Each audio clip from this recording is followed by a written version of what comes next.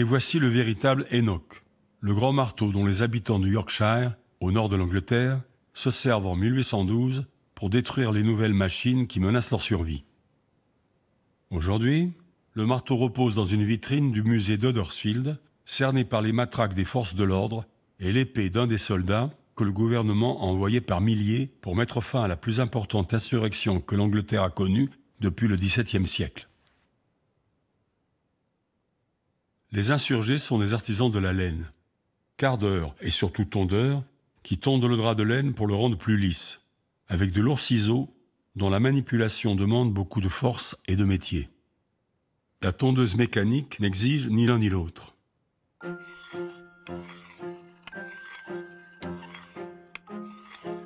En 1812, son emploi commence à se répandre dans le Yorkshire. Et les tondeurs réagissent en attaquant les fabriques qui utilisent ces nouvelles machines.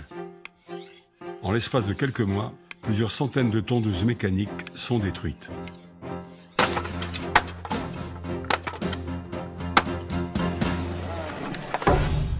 Les fabricants promettent des récompenses.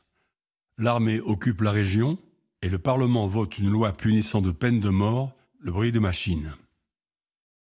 On arrête, on juge, on exécute.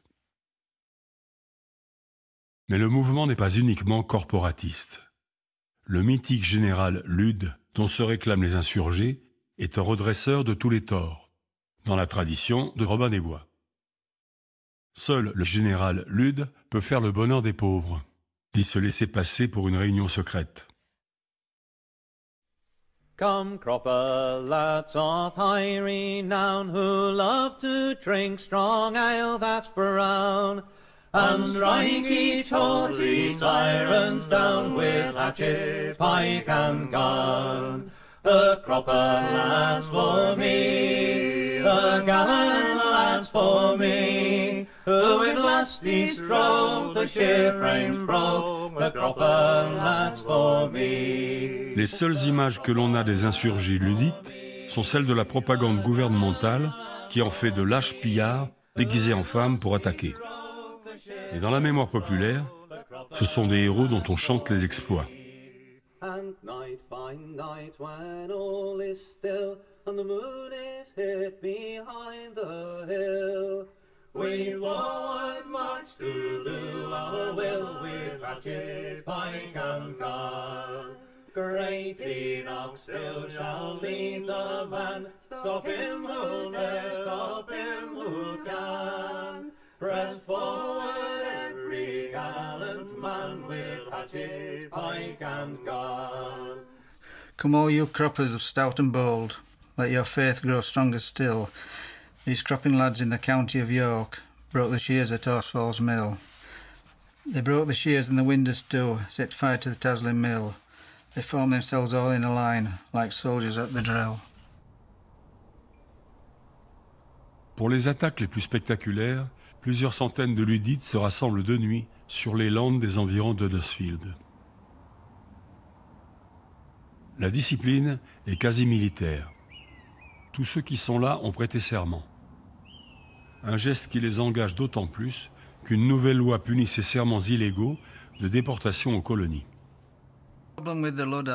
Le problème avec les luddites, comme avec de nombreux mouvements ouvriers, surtout à cette époque, c'est qu'en tant que membres d'une organisation clandestine, ils ne pouvaient ni ne voulaient garder de traces écrites de leurs réunions.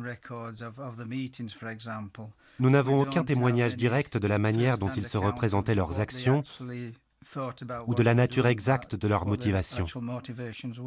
Il constitue une transition entre les anciennes et les nouvelles formes de lutte. Il relève des deux. D'un côté, ils sont tournés vers le passé et le système de production domestique qu'ils veulent maintenir. De l'autre, les formes d'organisation et de lutte auxquelles ils sont obligés de recourir sont tournées vers l'avenir, vers le nouveau système industriel qu'ils essaient de combattre. C'est pour ça qu'à mon avis, les luddites sont très importants. Ils incarnent une transition entre les anciennes formes de lutte ouvrière, et même paysanne, et la nouvelle classe ouvrière de l'ère industrielle.